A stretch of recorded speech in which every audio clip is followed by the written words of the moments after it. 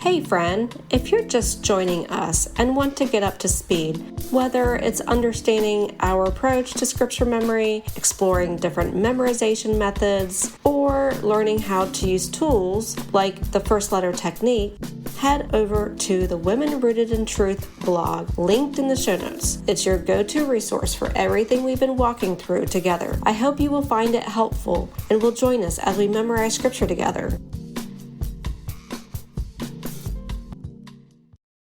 Welcome back, friends. I hope you've had a chance to sit down and read Psalm 121 each day and dig a little bit deeper as you read. Let's go ahead and take a quick moment to recap what we've covered in the last podcast. We talked through the background of the book of Psalms, then turned our attention to Psalm 121. We know that the author of Psalm 121 is unknown and that the psalm is a part of the Song of Ascents, which were traditionally sung by the Hebrew pilgrims as they journeyed up to Jerusalem for three major feasts: Passover, Pentecost, and Tabernacles. We don't know the exact circumstances behind the writing of Psalm 121, though some scholars suggest it may have been composed during the time of exile. What we can gather is that the psalmist seems to be on a journey that is taking him walking a difficult road and facing uncertainty. It's a path that requires trust, and in the middle of it, he's looking to the Lord with confidence, believing that God will help him in whatever season or circumstance he's facing. In the last podcast, we identified the main characters in the passage, which were the psalmist and the Lord. Today, I wanted to share with you some things that popped out at me. Maybe they also popped out at you too. I want to share a disclaimer first. I am not an English teacher, so I may get some of these things wrong. If I am, please let me know by either sending me a text via the podcast link or in my blog. All right, now that you know that I'm not an English master, in verses 1 and 2, I notice that the psalmist asks a question and immediately comes back with an answer. He is answering his own question, sort of like confirming what he already knows, but needing to remind himself. As I kept reading, I noticed a few keywords.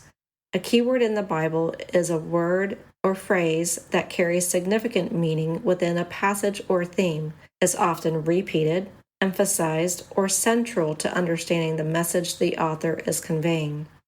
The two main keywords that I identified were help and keep. I noticed in verse 6 possibly some personification. Correct me if I'm wrong, but it's where it says, "The sun shall not strike you by day, nor the moon by night." My question here is, how would the sun strike you by day or the moon by night? These are objects created by God that aren't able to specifically strike me on my own body.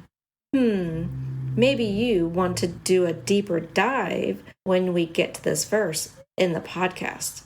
I then noticed repeated phrases to be, "He who keeps you," "He will keep your," "The Lord is," and "The Lord will." Each of those has an action for what the Lord will do. Let me share with you a personal story where the psalm came alive to me. Last year, my mom was suffering through difficulties of pancreatic cancer before the Lord took her home. I remember her often, the drives to her house and taking her to the doctor's office. I had memorized this psalm prior to my mom being diagnosed with cancer, and I would review it often because for me, it was a psalm that kept pointing my mind to God, His sovereignty over my going out and my coming in, and that He is my help. So during this time, the Lord would keep reminding me by bringing it into my mind at various times. I would say it in my head as I would go to sleep some nights. My help and my keeper was God alone. When you're navigating cancer care and you're a believer, it can only come from Him who gives us what we need to get through each day. I would keep looking upward, lifting my head to God who was able to give me the strength to keep going, caring for my sweet mama and my dad.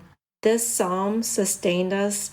And I hope that as you memorize this psalm, it will also become a source of confidence in the only one who can keep you and aid you in each season of life, whether it's a situation like the one I just described, or maybe you're starting a new job, going to school, moving to a new neighborhood, state, or country. All of us are going through our own journey, and as we do, we need to remember that He is your shepherd and He is your keeper. Let me end today's podcast by reading to you the summary of Psalm 121 from the Bible Hub. It says the psalm serves as a soothing reminder of God's enduring protection and care, no matter the scale of the mountains we face in life. Our help comes from the Lord, the Almighty Creator. Whether we are under the blazing heat of life's challenges or in the cold uncertainty of the night, He never slumbers nor sleeps, but constantly guards and guides us. This divine reassurance is a beacon of hope, inspiring us to tread life's journey with faith and courage. Friend, I hope that you will continue to read, dive deep into the psalm, and as you do, remind yourselves of the truths that are before your eyes as you read the words in the Bible. Keep them in your thoughts throughout the day. Well, that's it for now. I can't wait until next time when we will start to memorize Psalm 121. But until then, stay rooted and keep grounded.